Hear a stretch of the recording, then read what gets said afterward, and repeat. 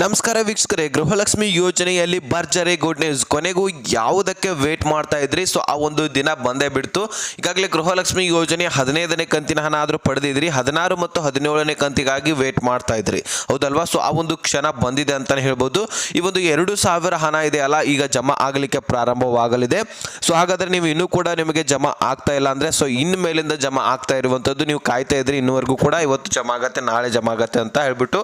So ಈ ಒಂದು ಜನವರಿ ತಿಂಗಳಲ್ಲಿ ಬಿಡುಗಡೆ, ಮೊದಲನೇ ವಾರದಲ್ಲಿ ಬಿಡುಗಡೆ ಆಗತ್ತೆ ಅಂತ ನಾವು ಹೇಳಿದ್ವಿ. ಸೊ ಅದರ ಪ್ರಕಾರ ಈ ಒಂದು ವಾರದಲ್ಲಿ ಬಿಡುಗಡೆ ಆಗಲಿದೆ. ಸೊ ಹಾಗಾದರೆ ಅದೇ ರೀತಿಯಾಗಿ ಈ ಒಂದು ದಿನ ಬಿಡುಗಡೆ ಆಗಿ ನಿಮ್ಮ ಖಾತೆಗೆ ಜಮಾ ಆಗಲಿಕ್ಕೆ ಪ್ರಾರಂಭವಾಗುತ್ತೆ. ಆದರೆ 1,22,00,000 ಫಲಾನುಭವಿಗಳು ಏನು ಮಾಡ್ತೀರಿ, ಇವತ್ತೇ ಜಮಾ ಆಗತ್ತೆ ಅಂತ ತಿಳ್ಕೊಂಡಿರ್ತೀರಿ. ಸೊ ಬನ್ನಿ ಹಾಗಾದರೆ ಮೊದಲನೇದಾಗಿ ಯಾವ ಜಿಲ್ಲೆಗಳಿಗೆ ಜಮಾ ಆಗ್ತಾ ಇದೆ, ಯಾವ ಒಂದು ಫಲಾನುಭವಿಗಳಿಗೆ ಹಣ ಜಮಾ ಆಗ್ತಾ ಇದೆ, ಪ್ರತಿಯೊಂದು ಈ ಒಂದು ವಿಡಿಯೋದಲ್ಲಿ ನಾವು ನೋಡೋಣ. ಸೊ ವಿಡಿಯೋನ ಕೊನೆವರೆಗೂ ವಾಚ್ ಮಾಡಿ, ಚಾನಲ್ಗೆ ಸಬ್ಸ್ಕ್ರೈಬ್ ಮಾಡಲಿ ಅಂದ್ರೆ ದಯವಿಟ್ಟು ಬೇಗನೆ ಸಬ್ಸ್ಕ್ರೈಬ್ ಮಾಡ್ಕೊಳ್ಳಿ. ವಿಡಿಯೋಕ್ಕೆ ಒಂದು ಲೈಕ್ ಕೊಟ್ಬಿಟ್ಟು ವಿಡಿಯೋನ ನೋಡಲಿಕ್ಕೆ ಸ್ಟಾರ್ಟ್ ಮಾಡಿ. ಈಗ ಡೈರೆಕ್ಟ್ ಆಗಿ ನಾನು ಟಾಪಿಕ್ ಗೆ ಬಂದ್ಬಿಡ್ತೀನಿ. ಈ ಒಂದು 16ನೇ ಕಂತಿನಲ್ಲಿ ನಿಮಗೆ 4,000 ಹಣ ಆದ್ರೂ ಜಮಾ ಆಗುವಂತಹ ಚಾನ್ಸಸ್ ಇದೆ ಇದೇ ಒಂದು ತಿಂಗಳಲ್ಲಿ. ಆದ್ರೆ ನಿಮಗೆ 4,000 ಒಟ್ಟಿಗೆ ಜಮಾ ಆಗೋದಿಲ್ಲ, ಡಿವೈಡ್ ಆಗಿ ಜಮಾ ಆಗುವಂಥದ್ದು. ಸೊ ಹಾಗಾದ್ರೆ 16ನೇ ಕಂತಿನ ಹಣ 2,000 ಈ ಒಂದು 15 ದಿನದವರೆಗೂ ಕೂಡ ಜಮಾ ಆಗತ್ತೆ.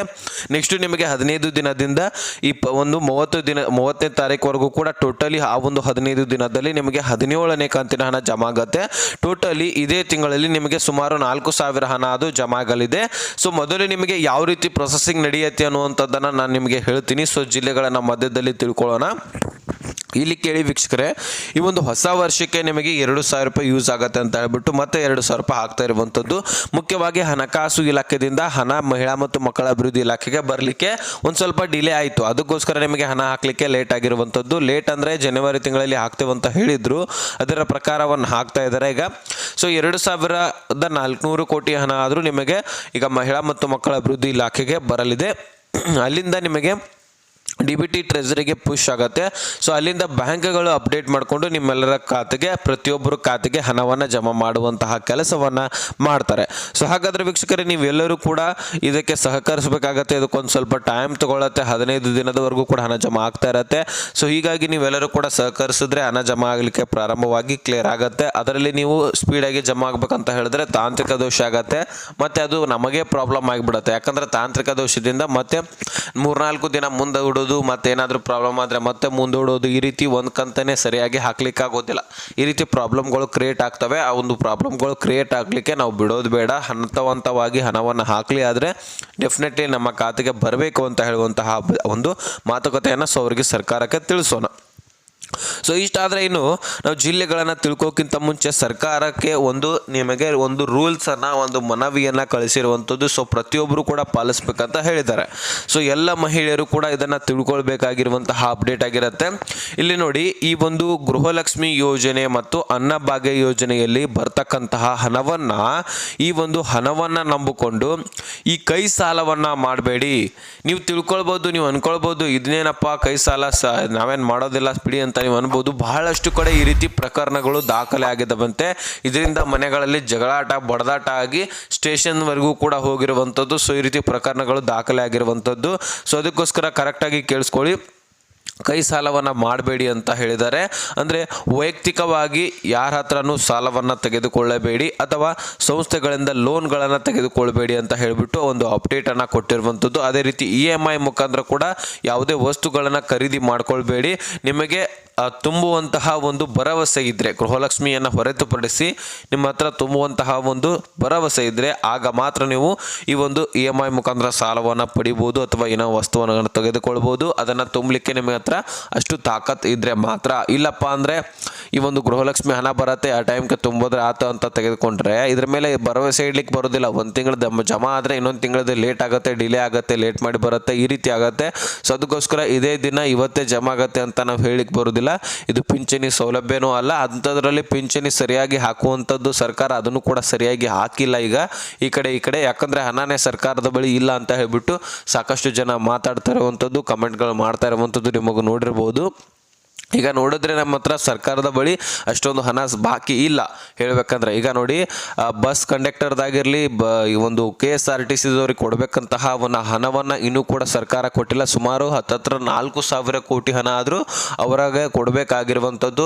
ಸೊ ಬಾಕಿ ಇರುವಂತಹ PF ಹಣ ಕೊಡಬೇಕು. ಅವರ ವೇತನ ಟೋಟಲಿ 38 ತಿಂಗಳಾಯಿತು, ವೇತನವನ್ನು ಸರಿಯಾಗಿ ಹಾಕಿಲ್ವಂತೆ. ಅದರಲ್ಲಿ 2,792 ಕೋಟಿ ಹಣ ಬಿಡಬೇಕು. 1,000 PF ಹಣ ಕೊಡಬೇಕು. ಮತ್ತು ಬಾಕಿ ಇರುವಂತಹ ಗೃಹಲಕ್ಷ್ಮಿ ಒಂದು ಶಕ್ತಿ ಯೋಜನೆಯಲ್ಲಿ 1,000 ಕೋಟಿ ಹಣ ಉಳಿದಿದೆ, ಅದನ್ನು ಕೂಡ ಕೊಡಬೇಕಂತ ಹೇಳಿದ್ದಾರೆ. 399 ಕೋಟಿ ಇದೊಂದು ಹಣ ಬಾಕಿ ಇದೆ ಅಂತ. ಇದನ್ನೆಲ್ಲನೂ ಕೂಡ ನಾವು ಕೂಡಿಸಿದ್ರೆ ಟೋಟಲಿ ಸುಮಾರು 4,000 ಕೋಟಿಗಿಂತ ಹೆಚ್ಚಳ ಆಗುತ್ತೆ. ಅಷ್ಟೊಂದು ಹಣ ಕೊಡಬೇಕು ಇನ್ನೂ ಕೂಡ ಅಲ್ಲಿ ಕೂಡ. ಸೊ ಅದನ್ನು ಎಲ್ಲಾದರೂ ಸರ್ಕಾರದ ಬಳಿ ಹಣ ಇತ್ತು ಅಂದರೆ ಅದನ್ನು ನೆಗ್ಲೆಕ್ಟ್ ಮಾಡ್ತಾ ಇರಲಿಲ್ಲ, ಅದನ್ನು ಆಲ್ಮೋಸ್ಟ್ ಕ್ಲಿಯರ್ ಆಗಾಗಲೇ ಮಾಡ್ತಾ ಇದ್ರು. ಸೊ ಇದುವರೆಗೂ ಕೂಡ ಅವರಿಗೆ ಕೊಟ್ಟಿಲ್ಲ ಅಂದರೆ ನೀವೇ ತಿಳ್ಕೊಳ್ಬೋದು. ಸೊ ಇದಕ್ಕೆ ಸರ್ಕಾರ ಮತ್ತೆ ಸಾಲವನ್ನು ಮಾಡಿ ಅದನ್ನು ತೀರಿಸಬೇಕಾಗತ್ತೆ. ಸದ್ಯಕ್ಕೆ ಈಗ ಸರ್ಕಾರದ ಬಳಿ ಈಗ ಮತ್ತೆ ಸಾಲ ಮಾಡೋದೊಂದೇ ದಾರಿ ಕಾದಿರುವಂಥದ್ದು. ಸೊ ನೋಡೋಣ ಎಷ್ಟು ಸಾಲ ಮಾಡ್ತಾರೋ ಅಥವಾ ಇಲ್ವೋ, ಇಲ್ಲಿಂದ ಅಡ್ಜಸ್ಟ್ ಮಾಡ್ತಾರೋ ಅನ್ನುವಂಥದ್ದನ್ನು ಕಾಯ್ದು ನೋಡಬೇಕು. ಸೊ ಈಗ ಈ ಒಂದು ಗೃಹಲಕ್ಷ್ಮಿ ಯೋಜನೆ 16ನೇ ಕಂತಿನಲ್ಲಿ ನಿಮಗೆ ಹಣ 2,000 ಅಂತ ಬರ್ತಾ ಇರುವಂಥದ್ದು. ಸೊ 2,000 ಪ್ಲಸ್ 2,000 ಇದೇ ತಿಂಗಳಲ್ಲಿ 4,000 ಹಣ ಜಮಾ ಆಗ್ತಾ ಇದೆ. ಸೊ ನೀವು ಅಂದ್ಕೊಳ್ಬೋದು ಗೃಹಲಕ್ಷ್ಮಿ ಹಣ ಇದೆಯಾ ಸರ್ಕಾರದ ಬಳಿ ಅಂತ ಹೇಳ್ಬಿಟ್ಟು. ಸೊ ಅಷ್ಟಂತರೂ ಏನಾದರೂ ಅಡ್ಜಸ್ಟ್ ಆಗೇ ಆಗತ್ತೆ. ಆದರೆ ಮುಂದಿನ ದಿನಗಳಲ್ಲಿ ನಾವು ಕಾಯ್ದು ನೋಡಬೇಕು, ಸರ್ಕಾರ ಹಣ ಎಲ್ಲಿಂದ ಅಡ್ಜಸ್ಟ್ ಮಾಡುತ್ತೆ ನಿಮಗೆ ಕೊಡುತ್ತೆ ಅನ್ನುವಂಥದ್ದನ್ನು ನಾವು ವೇಟ್ ಮಾಡಿ ನೋಡಬೇಕಾಗತ್ತೆ. ಸದ್ಯಕ್ಕಂತೂ ನಿಮಗೆ ಹಣ ಹಾಕುವಂತಹ ಕೆಲಸ ನಡೀತಾ ಇದೆ. ಸೊ ನೀವು ಹಣ ಹಾಕಲಿಲ್ಲ ಅಂದರೆ ಮಹಿಳೆಯರಂತರ ಆಕ್ರೋಶ ವ್ಯಕ್ತಪಡಿಸೋದು, ಗಲಾಟೆ ಮಾಡೋದು ಇದು ನಿಶ್ಚಿತ. ಸೊ ಅದಕ್ಕೋಸ್ಕರ ಸರ್ಕಾರ ಬಗಲೇಬೇಕಾಗತ್ತೆ. ಸೊ ಈಗಾಗಲೇ ಮೊದಲು ನಡೆದಿತ್ತು ಈ ರೀತಿ 11ನೇ ಕಂತಿನಲ್ಲಿ ಈ ರೀತಿ ಸರ್ಕಾರ ಲೇಟ್ ಆಗಿರುವಂತಹ ಅಮೌಂಟ್ ಹಾಕಿರುವಂತಹ ಕಾರಣಕ್ಕಾಗಿ ಮಹಿಳೆಯರು ಆಕ್ರೋಶವನ್ನು ವ್ಯಕ್ತಪಡಿಸಿದ್ದಾರೆ. ಅದೇ ರೀತಿಯಾಗಿ ಪ್ರತಿಭಟನೆ ಮಾಡಿರುವಂತಹ ಕಾರಣಕ್ಕಾಗಿ ಹಣವನ್ನು ಹಾಕಲಿಕ್ಕೆ ಮತ್ತೆ ಸರ್ಕಾರ ಮುಂದಾಗಿತ್ತು. ಈಗ ನಾವು ವೇಟ್ ಮಾಡಿ ನೋಡಬೇಕು, ಮತ್ತು ಈ ರೀತಿ ಪರಿಸ್ಥಿತಿ ಬಂದೇ ಬರ್ಬೋದು ಅನ್ನುವಂಥದ್ದು ಅನಿಸಿಕೆಗಳು ಕಾಣ್ತಾ ಇದೆ ಇಲ್ಲಿ. ಈಗ ನಾವು ಈ ಒಂದು ಜಿಲ್ಲೆಗಳನ್ನು ಮುಖ್ಯವಾಗಿ ತಿಳ್ಕೊಂಡ್ಬಿಡೋಣ. ಕೆಲವೊಂದಿಷ್ಟು ಜಿಲ್ಲೆಗಳಿಗೆ ಮೊದಲನೇ ಹಂತದಲ್ಲಿ ಹಣವನ್ನು ಹಾಕ್ತಾ ಇರುವಂಥದ್ದು ಈಗ ರಾಜ್ಯ ಸರ್ಕಾರ.